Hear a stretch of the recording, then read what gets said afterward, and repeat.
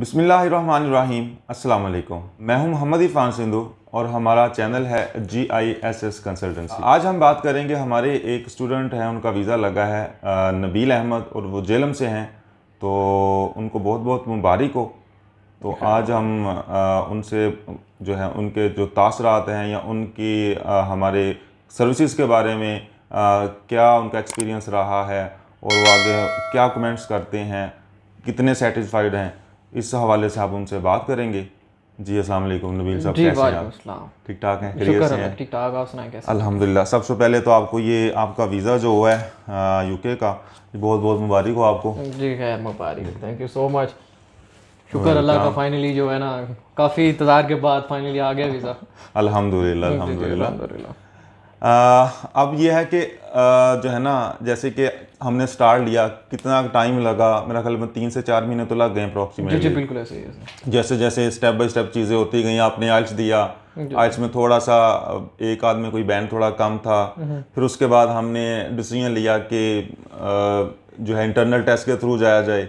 फिर उसके बारे में हमने थोड़ा थिंक अबाउट किया, फिर डिसीजन लेके उसके ऊपर जो इंटरनल टेस्ट दिया। इसके अलावा 2-3 यूनिवर्सिटी सेलेक्ट की थी। इनकी प्रोफाइल के हवाले से बात करते हैं कि इनकी प्रीवियस एजुकेशन जो है, क्वालिफिकेशन हिस्ट्री क्या थी और नेक्स्ट इन्होंने किस कोर्स में एडमिशन लिया है। तो जी नबील, आपकी प्रीवियस क्वालिफिकेशन क्या थी?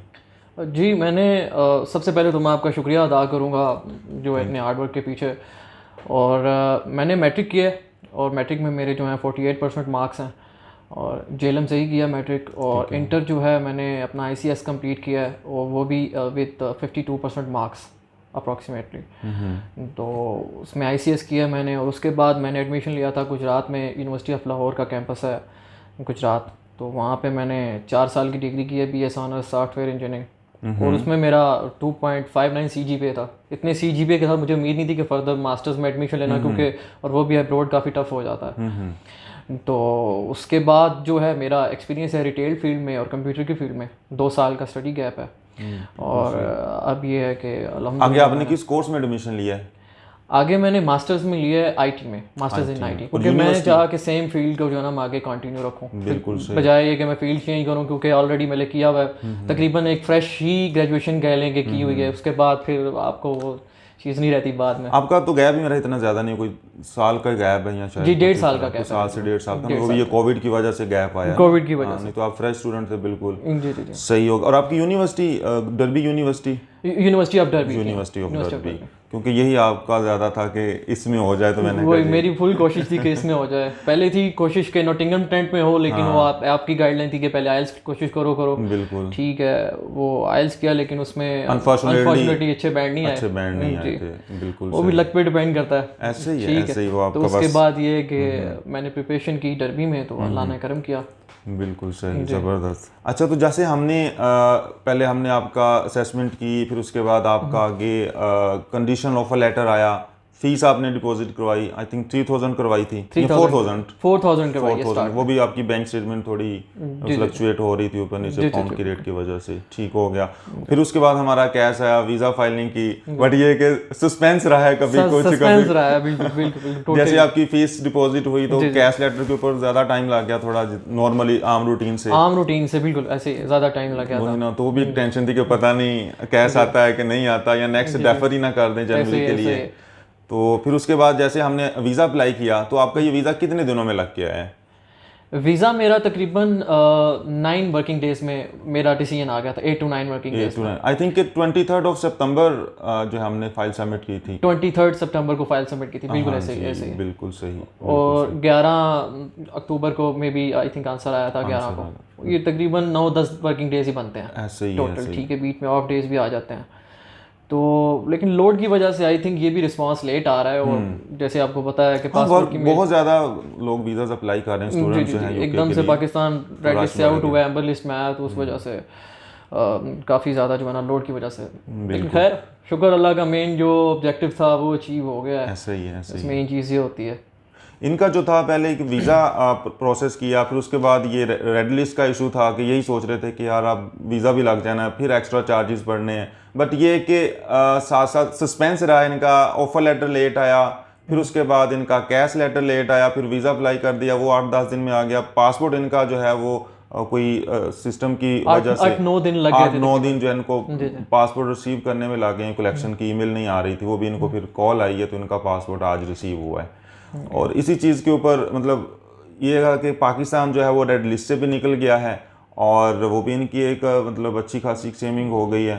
तो वही ना इरफान भाई, बेहतरी होती है यार काम हर चीज़ में। उस वक्त मैं यही सोच रहा था कि 2300 पाउंड हमने वो भी पे करना है कोरोना की वजह से, और उसके बाद वहाँ पे क्वारंटाइन भी करना है, तो 10 डेज आपके वो भी वेस्ट हो जाने थे। बस अल्लाह की बेहतरी थी, कुदरती हमारा जो है लेट हुआ है और मैं फुली वैक्सीनेटेड भी हो गया, क्वारंटीन की जरूरत भी नहीं है। और एम्बरली से भी पाकिस्तान जो ऑलरेडी पाकिस्तान आ गया एम्बरली, बिल्कुल ऐसे you are free to fly and free to move anywhere in UK. और लकीली मैं व्यूअर्स को भी बताऊंगा कि फ्लाइट भी मुझे आज जो है ना काफ़ी चीप मिल गई है। That's brilliant, that's brilliant. अच्छा, आपका जो है हमारा जो कंसल्टेंसी जो है हमारी GSS कंसल्टेंसी, उसके साथ कैसा सफ़र रहा? आपका जो एक्सपीरियंस है हमारी सर्विसेज से, हमारे जो है एक्सपर्टीज से, हमारे बिहेवियर से, मतलब एटमॉस्फेयर हमारा कैसा लगा आपको? मैं शुरू से बताऊंगा आपको अपने प्रोफाइल से और फिर आपके आने तक सारा सफ़र। पहले मेरा प्लान जो था वो ऑस्ट्रेलिया का था। मैं अपना फीडबैक आपको बताता हूँ। तो उस वक्त जो है फिर कोरोना आ गया, एक साल पहले IELTS की प्रिपरेशन कर रहा था। फिर मेरा माइंड चेंज हो गया कि वहाँ पे जो है मामलात पहले ही ख़राब है, क्योंकि उन्होंने तो बिल्कुल बैन किया हुआ पाकिस्तानी को। फिर जब UK की पोजीशन देखी, आपसे एक्चुअली मेरा जो रेफरेंस था वो मेरे एक टीचर हैं यूनिवर्सिटी में, मुझे पढ़ाते थे, तो उन्होंने आपके थ्रू PhD जो है ना करने अब्रॉड गए थे। उन्होंने मुझे आपका बताया कि आप जो है ना उनके पास आएँ, उनकी सर्विसेज लें, तो इंशाल्लाह अच्छी आपको गाइडलाइन मिलेगी।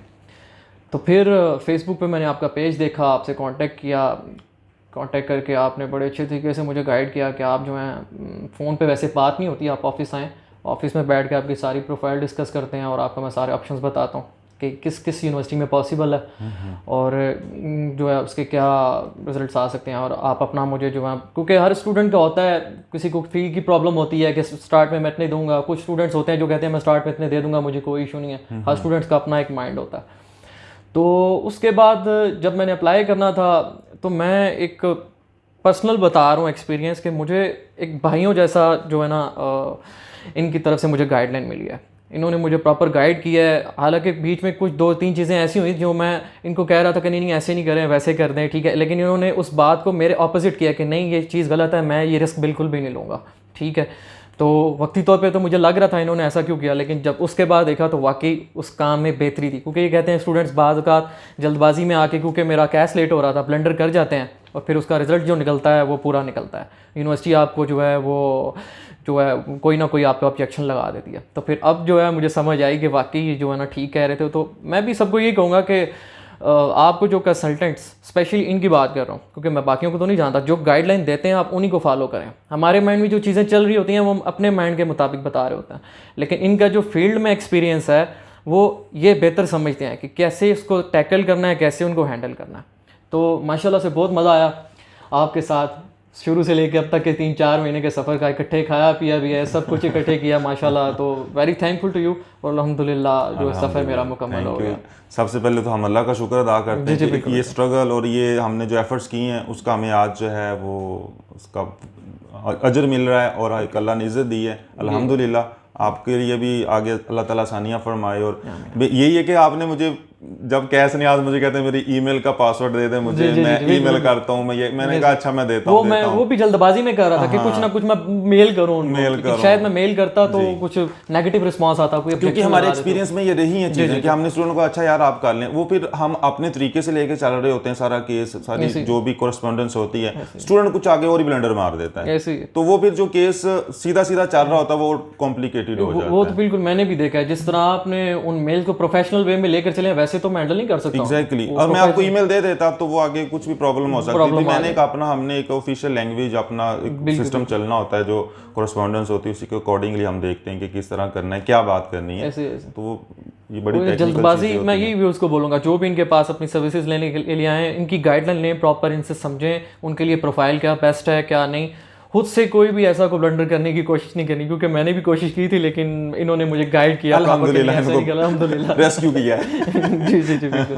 That's brilliant, that's brilliant. चलें जी, ये तो अच्छा हो गया कि आपका वीज़ा आज मिल गया। अब आप कल की आपकी फ़्लाइट है, जी जी कल की शाम की फ़्लाइट है पहुँचे तो इंशाल्लाह। और आपके लिए मैं जेलम से स्पेशल जो है ये लेकर आए हो मिठाई भी, मुंह भी मीठा करवाना चाहिए जी जी ज़रूर, थैंक यू सो मच, जज़ाकल्लाह, थैंक यू। इसका तो क्या आपका डेफिनेटली। हाँ जी बिल्कुल ऐसा ही है। इंशाल्लाह ये वीडियो ख़त्म होने के बाद चाय के साथ हम जो है इसको इंशाल्लाह ज़रूर एंजॉय करते हैं।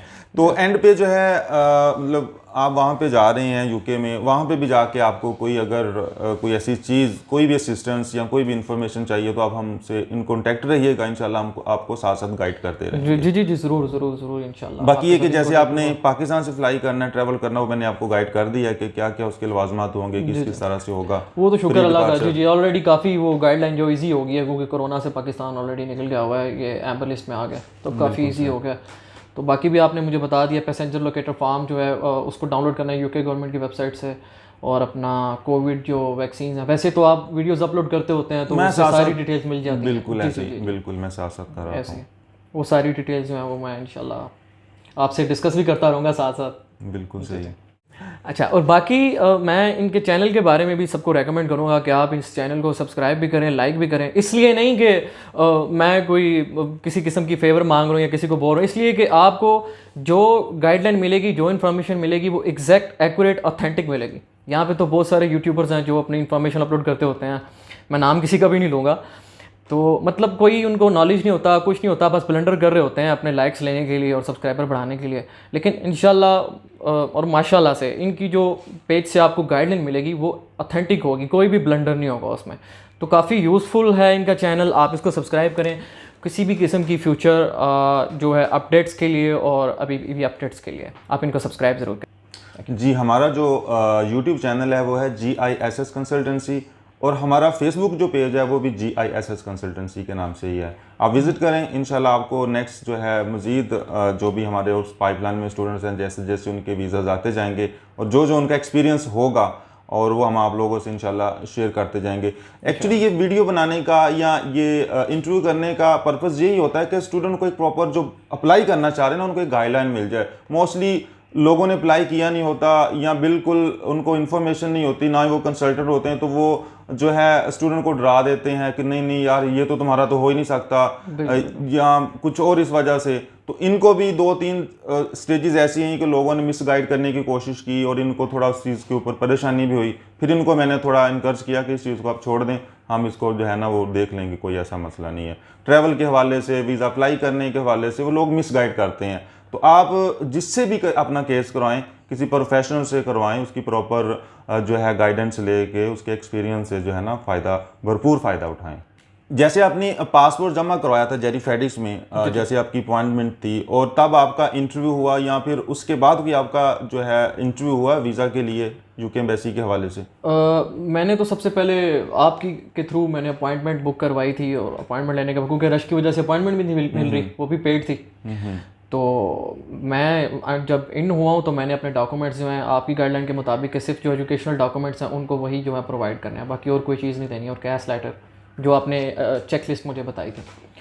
तो उसके बाद जो है मैंने उनको डॉक्यूमेंट्स सबमिट करवाए, और ड्यू टू कोविड मेरा ख्याल है वो इंटरव्यूज़ नहीं कर रहे, मेरा इंटरव्यू नहीं हुआ, ठीक है, सिर्फ बायोमेट्रिक्स हुए हैं और डॉक्यूमेंट स्कैन किए हैं उन्होंने, और उसके बाद बस जो है उन्होंने कहा कि आप को जब मेल आएगी आप अपना पासपोर्ट आके कलेक्ट कर लें। इंटरव्यू की मेल नहीं आई मुझे। बिल्कुल सही हो गया, चलें जी, दैट्स गुड। ये वैसे नॉर्मली बहुत कम इंटरव्यूज आजकल हो रहे हैं, ज़्यादातर स्टूडेंट के विदाउट इंटरव्यू वीज़ा आ रहे हैं। बिल्कुल बिल्कुल बिल्कुल, मेरे भी काफ़ी फ्रेंड्स गए हैं तो उनका नहीं हुआ इंटरव्यू। चलें सही, आप भी डेली बेसिस पे कह रहे थे मेरे फला फ्रेंड का हो गया, फला फ्रेंड चला गया, मैंने कहा आप भी जाएंगे, आप भी पूछ रहे थे नेक्स्ट मेरा इंटरव्यू कब होगा या मेरा स्टेटस कब लगेगा, तो आज देख लें आपकी भी बारी आ गई है। इसी तरह इंशाल्लाह नेक्स्ट जो स्टूडेंट होंगे उनकी भी इसी तरह से जो है ना टर्न आएगी, उनकी भी बारी आएगी कि जी नेक्स्ट अब उनका नंबर है। तो इंशाल्लाह जो नेक्स्ट स्टूडेंट्स जिनके प्रोसेस में है, जैसे उनका डिसीजन आएगा तो इंशाल्लाह वो भी एक्सपीरियंस हम आप लोगों से लाजमी शेयर करेंगे। ये था जी आज का हमारा टॉपिक। होप के आप लोगों को काफ़ी इसमें जो है कुछ गाइडलाइन भी मिली होंगी, हमारी कंपनी के बारे में, हमारी सर्विसेज के बारे में भी एक कोई अच्छा मतलब एक्सपीरियंस इन्होंने शेयर किया है। तो अगर आपका फिर भी कोई क्वेश्चन है या आप अपना केस लॉगिन करवाना चाह रहे हैं, प्रोसेस करवाना चाह रहे हैं, तो आप हमसे कांटेक्ट करें, ऑफिस विज़िट करें, मीटिंग के लिए आ जाएं, तशरीफ़ ले आएँ, तो इंशाल्लाह हम जो है आपका जो भी केस है उसको अच्छे तरीके से डिस्कस करके तो आगे परसू कर लेंगे। अगर आपने हमारा चैनल अभी तक सब्सक्राइब नहीं किया तो इसको सब्सक्राइब कर लें और बेल आइकन के बटन पे क्लिक करके ऑल के ऊपर क्लिक करना मत भूलें ताकि आपको हमारी आने वाली अपडेटेड वीडियोस मिलती रहें। अपना बहुत ज़्यादा ख्याल रखिएगा। मिलते हैं नेक्स्ट वीडियो में। Stay blessed all. अल्लाह हाफिज़।